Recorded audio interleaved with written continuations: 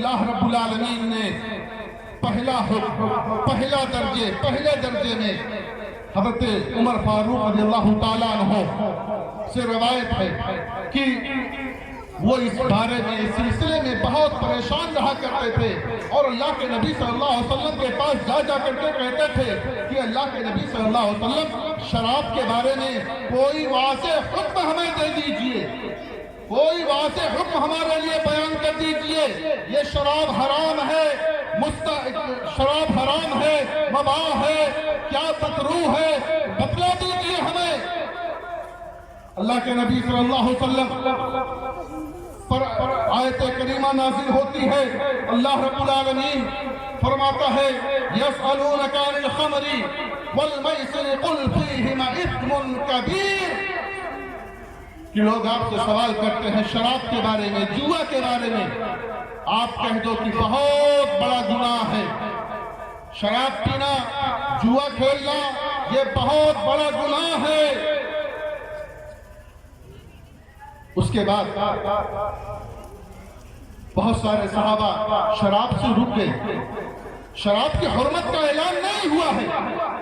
کچھ لوگوں نے اپنے آپ کو شراب سے روک لیا اور کچھ لوگ پیتے رہے۔ حضرت علی رضی اللہ تعالیٰ عنہ روایت کرتے ہیں کہ ایک مرتبہ عبد الرحمن بن عوف رضی اللہ تعالیٰ عنہ نے ہماری دعوت کی، ہم ان کی دعوت میں شریک ہوئے، انہوں نے ہمارے لیے کھانا تیار کیا، کھانا تیار ہوا، اسی اثنا میں نماز کا وقت ہو گیا، نماز میں لوگوں نے کھانا کھانے کے بعد ہم نے شراب بھی پی لی، جب شراب پی لی تو ہمارے شعور زائل ہو گئے، ہماری عقلیں معاف ہو گئی، لوگوں نے مجھے امامت کے لیے بڑھا دیا، میں نے سورہ کافرون کی تلاوت کی اور کہا قل یا ایھا الکافرون لا اعبد ما تعبدون ونحن نعبد ما تعبدون، میں نے آیت کو بدل دیا، وَنَحْنُ نَعْبُدُ مَا تَعْبُدُونَ کہہ دیا کہ ہم بھی اسی کی عبادت کرتے ہیں جس کی عبادت تم کرتے ہو۔ اللہ رب العالمین نے ارشاد فرمایا یا ایھا الذین آمنوا لا تقربوا الصلاة وانتم سکارى، کہ اے ایمان والو تم نماز کے قریب اس وقت تک نہ جاؤ جب تک کہ تم نشے کے عالم میں ہو، یعنی دوسرے درجے میں شراب کی حرمت ہو گئی، اللہ رب العالمین نے دوسرے درجے میں شراب کو حرام قرار دے دیا کہ نماز کے عالم میں تم شراب پی کر کے نہ جاؤ، مسجد تم شراب پی کر کے نہ جاؤ۔ صحابہ نمازی تھے، ہم جیسے بے نمازی نہیں تھے، صحابہ کرام رضی اللہ تعالیٰ عنہم اجمعین نمازوں کا خیال رکھتے تھے، نمازوں کی پابندی کیا کرتے تھے، وقت پر نمازیں قائم کیا کرتے تھے۔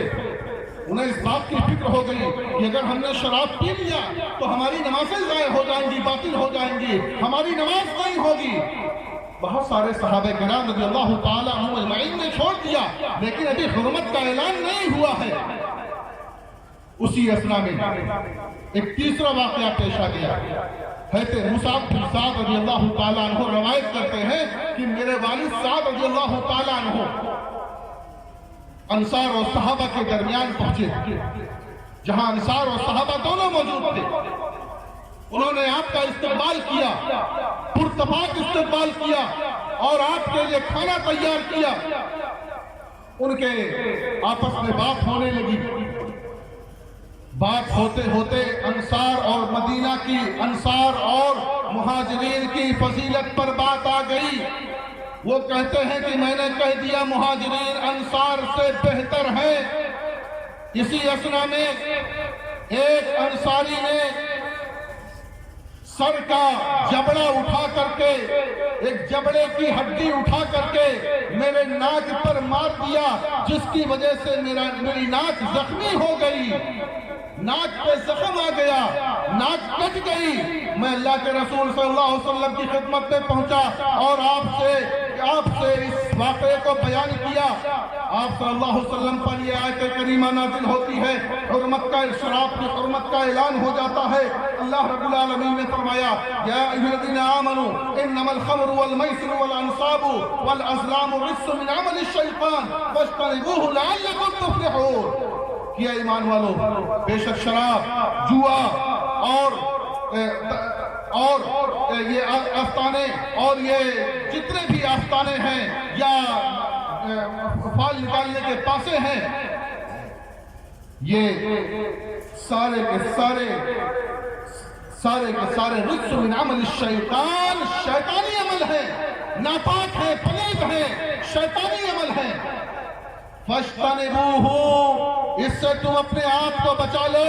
لَعَلَّكُمْ تُفْلِحُونَ، تاکہ تم کامیاب ہو جاؤ۔ شراب نہیں پیو گے کامیاب ہو جاؤ گے، نشہ آور چیزوں کا استعمال نہیں کرو گے کامیاب ہو جاؤ گے۔ اگر شراب پیو گے، نشہ آور چیزوں کا استعمال کرو گے تو یقیناً کامیاب نہیں ہو سکتے ہو، کسی میدان میں کامیاب نہیں ہو سکتے ہو، نہ دنیا میں کامیاب ہو سکتے ہو، نہ آخرت میں کامیاب ہو سکتے ہو،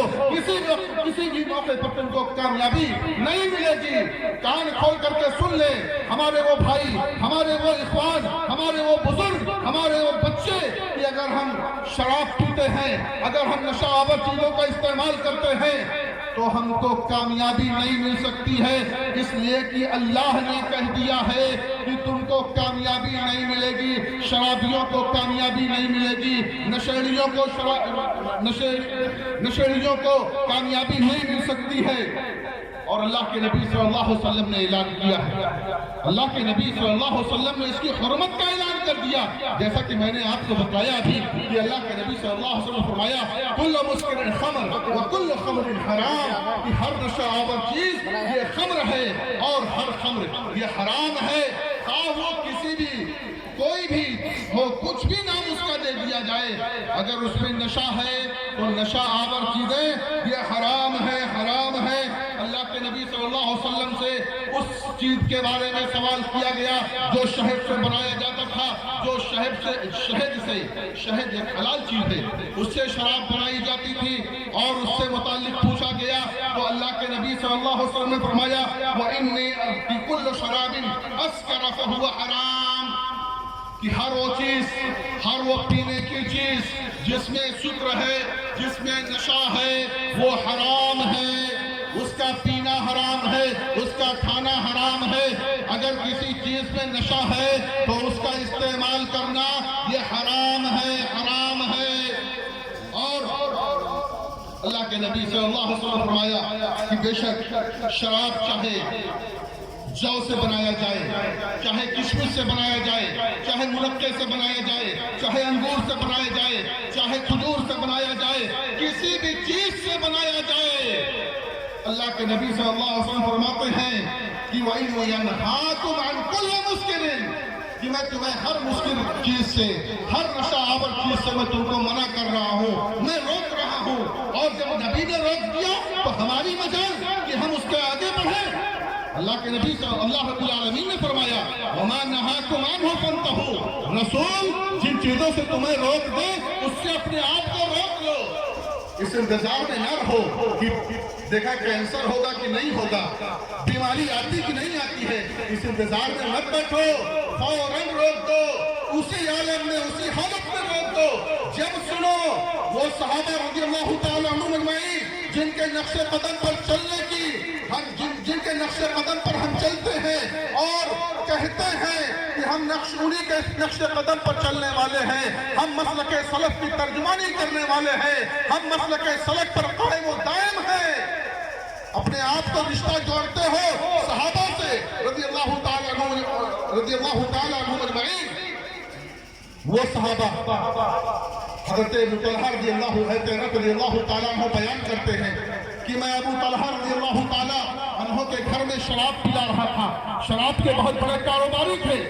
ابو طلحہ رضی اللہ تعالیٰ عنہ شراب کے بہت بڑے کاروباری تھے۔ حضرت انس رضی اللہ تعالیٰ عنہ بیان کرتے ہیں کہ جب اللہ کے نبی صلی اللہ علیہ وسلم نے منادی کرائی، اعلان کرایا، شراب کی حرمت کا اعلان کیا، تو اللہ کے نبی صلی اللہ علیہ وسلم کی منادی جب سنی ابو طلحہ رضی اللہ تعالیٰ عنہ نے تو کہا کہ جتنی بھی شرابیں ہیں، یہ جتنے بھی ٹینکر رکھے ہوئے ہیں، جتنے بھی گیلن رکھے ہوئے ہیں، ان سب کو جاؤ باہر اڈیل دو۔ صحابہ بیان کرتے ہیں کہ اللہ کے نبی صلی اللہ علیہ وسلم کی منادی ہوتی ہے اور منادی ہونے کے بعد شراب ایسے بہ رہی تھی جیسے مدینہ کی گلیوں میں شراب کا سیلاب آ گیا ہو۔ آج ہم بھی مسلمان ہیں، ہم بھی اسی منہج پر چلنے والے ہیں، ہم بھی اسی کتاب و سنت کے ماننے والے ہیں۔ ہمارے اندر یہ خوف اور یہ ڈر کیوں نہیں پیدا ہوتا ہے؟ ہمارے اندر یہ احساس کیوں نہیں پیدا ہوتا ہے کہ ہم اللہ کی باتیں سنتے ہیں، نبی کی باتیں سنتے ہیں، اور اپنی زبانوں میں، اپنی زبانوں کے نیچے، اپنے ہونٹوں کے بغل میں اور اپنے منہ کے اندر رکھ کر کے اور منہ کو چلاتے ہوئے رہتے ہیں؟ یہ ہمارے کانوں پر جوں تک کیوں نہیں رہتی ہے؟ کیا وجہ ہے؟ ہمارا شعور کیوں مر گیا ہے؟ کیا وجہ ہے کہ ہمارا شعور مر گیا ہے؟ ہم کو اس بات کا احساس نہیں ہوتا ہے۔ میرے بھائیوں، میرے دوستوں، میرے عزیزوں، بہت سارے لوگ آپ کو ایسے ملیں گے کہ شراب یا نشہ آور چیزوں کے حلت کا فتویٰ دیتے ہیں۔ حلال ہے، مکروہ ہے، کوئی حلال نہیں، کوئی مکروہ نہیں، یہ حرام ہے۔ اللہ کے نبی صلی اللہ علیہ وسلم نے اس کو حرام قرار دیا ہے۔ کوئی حلت کا فتویٰ نہیں۔ بہت سارے لوگ گل منجن کرتے ہوئے کہتے ہیں تو ٹیسٹ ہے، تو منجن ہے، عام منجن ہے۔ گل منجن کرتے ہوئے آپ کو رمضان میں مل جائیں گے۔ نمازوں کے وقت وضو بناتے ہوئے گل منجن گھستے ہوئے مسجد میں جاتے ہیں۔ نشہ، جب شراب کی حرمت کا اعلان نہیں ہوا تھا، اس موقع پر بھی نشہ کر کے مسجد میں جانے سے منع کیا گیا تھا۔ اب تو شراب کی حرمت کا اعلان کر دیا ہے۔ اللہ نے قرآن مجید میں شراب کی حرمت کا اعلان کر دیا، پھر بھی ہم جاتے ہیں گل کرتے ہوئے، سگریٹ پیتے ہوئے، باوجود رمضان کا مہینہ آ رہا ہے، افطار کر کے نکلیں گے، سگریٹ جلا لیں گے، سلگا لیں گے، پیتے ہوئے چلے جائیں گے، اور جب مسجد کے دروازے پر پہنچیں گے وہاں پھینک کر کے، کچل کر کے اور مسجد میں داخل ہو جائیں گے۔ لوگوں کو تکلیف اور اذیتوں میں مبتلا کر دیں گے۔ اذیتوں میں مبتلا کرنا، اگر کوئی بھائی ہے، کسی کو دبانا، کسی کو کسی بھی قسم کی تکلیف دینا، یہ قطعاً جائز نہیں ہے۔ اور یہ اپنی بدبودار منہ کو، اپنے بدبودار منہ سے جو بدبو آتی ہے، اس سے کسی کو تکلیف دینا یا فرشتوں کو تکلیف دینا، یہ قطعاً جائز و درست نہیں ہے۔ بہرحال میں کہہ رہا تھا کہ شراب پینے والے پر اور شراب کے پلانے والے پر، شراب کے بیچنے والے پر اور شراب کے اٹھانے والے پر، شراب کے اسٹور کرنے والے پر اور شراب کی قیمت کھانے والے پر، شراب کے پلانے والے پر، ان تمام لوگوں پر اللہ رب العالمین نے لعنت کی ہے۔ ایسے لوگوں پر لعنت ہے جو شراب کو پیتے ہیں، پلاتے ہیں، بیچتے ہیں، بچواتے ہیں، نچوڑتے ہیں، نچوڑواتے ہیں، یا کوئی بھی عمل اس طرح کا کرتے ہیں، اسٹور کرتے ہیں، کلی کا کام کرتے ہیں، رکشہ چلاتے ہیں، اگر شراب اٹھاتے ہیں، ادھر سے ادھر کرتے ہیں، تو یہ جان لیجئے کہ ایسے لوگوں پر اللہ کی لعنت ہے۔ لعنت کا مطلب یہ ہے کہ اللہ کی رحمت سے دوری، ایسے لوگ اللہ کی رحمت سے دور ہو جاتے ہیں، اور ایسے لوگ جنت میں داخل نہیں ہوں گے۔ اللہ رب العالمین ایسے لوگوں کو جنت میں داخل نہیں کرے گا۔ مسلمانوں، جنت میں داخل ہونے کے لیے بےتاب ہیں ہم، لیکن شرابی آدمی، نشیڑی آدمی جنت میں داخل نہیں ہو سکتا۔ اللہ کے نبی صلی اللہ علیہ وسلم نے فرمایا کہ جنت میں داخل نہیں ہو سکتا ہے کون؟ وہ احسان جتلانے والا جنت میں داخل نہیں ہوگا۔ ایسے ہی جو شراب میں ہمیشہ دھت رہتا ہے، ایسا آدمی جنت میں داخل نہیں ہوگا۔ شراب میں دھت رہنے والا جنت میں داخل نہیں ہوگا۔ والدین کی نافرمانی کرنے والا جنت میں داخل نہیں ہوگا۔ اور شراب طہور، وَسَقَاهُمْ رَبُّهُمْ شَرَابًا طَهُورًا، انہیں ان کا رب شراب طہور، پاکیزہ شراب پلائے گا جنت کے اندر۔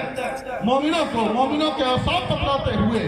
جنت میں اللہ رب العالمین ان کی میزبانی کرے گا، انہیں پاکیزہ شراب پلائے گا۔ لیکن جو نشہ کرتا ہے، جو نشے والی چیزیں استعمال کرتا ہے، اللہ کے نبی صلی اللہ علیہ وسلم نے فرمایا کہ جس نے دنیا میں کسی بھی نشہ کا استعمال کیا، شراب کو پیا یا کوئی بھی کسی بھی نشہ آور چیز کا استعمال کیا اور اس نے توبہ نہیں کی، بغیر توبہ کے وہ مر گیا، اور محافل آخرہ، آخرت میں وہ محروم ہو جائے گا اس شراب سے، شراب طہور سے وہ محروم ہو جائے گا اگر اس نے اس دنیا میں شراب پی ہے۔ میں چند باتیں کہہ کر کے اپنی گفتگو ختم کر دوں گا۔ یہ شراب یہ تمام برائیوں کی جڑ ہے، تمام برائیوں کی بنیاد ہے۔ حضرت عثمان غنی رضی اللہ تعالیٰ عنہ نے کہا تھا کہ اجتنبوا الخمر فإنها ام الخبائث، کہ تم شراب سے بچو، تم نشہ آور چیزوں کے استعمال سے بچو، کیونکہ یہ نشہ آور چیزیں یہ تمام بنیادوں کی جڑ، یہ تمام برائیوں کی جڑ ہیں۔ اور اس سلسلے میں انہوں نے ایک واقعہ بیان کیا تھا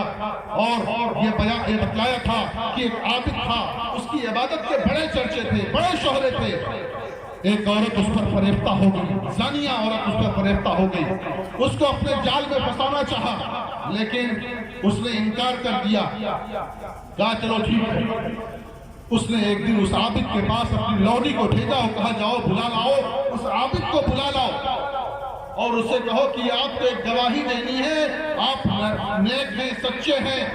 سچ بولتے ہیں، جھوٹ نہیں بولتے ہیں، اس لیے آپ ہی کی گواہی معتبر ہوگی، آپ کی گواہی کے علاوہ کسی کا اعتبار نہیں ہوگا۔ وہ بیچارہ سچے دل والا تھا، چلا آیا۔ جب عورت جو ساتھ میں لوٹی گئی تھی بلانے،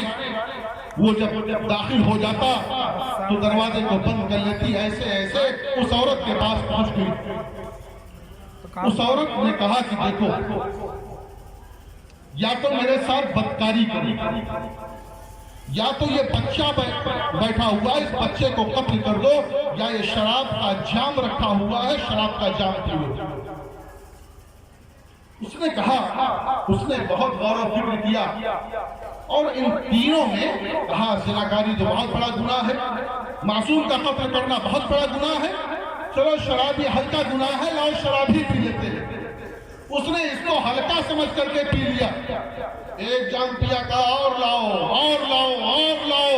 اس کے بعد نشے میں ایسا دھت ہوا، ایسا دھت ہوا، ایسا دھت ہوا کہ اس نے اس عورت سے زناکاری بھی کی، اس سے بدکاری بھی کی اور اس بچے کو قتل بھی کر دیا۔ یعنی شراب کی وجہ سے تینوں گناہ ہو گئے، شراب بھی پیا، اس عورت کے ساتھ زناکاری بھی کی، بدکاری بھی کی اور اس بچے کا قتل بھی کر دیا۔ میرے مسلمانوں بھائیوں دوستو، یہ نشہ آور چیزیں، یہ نشہ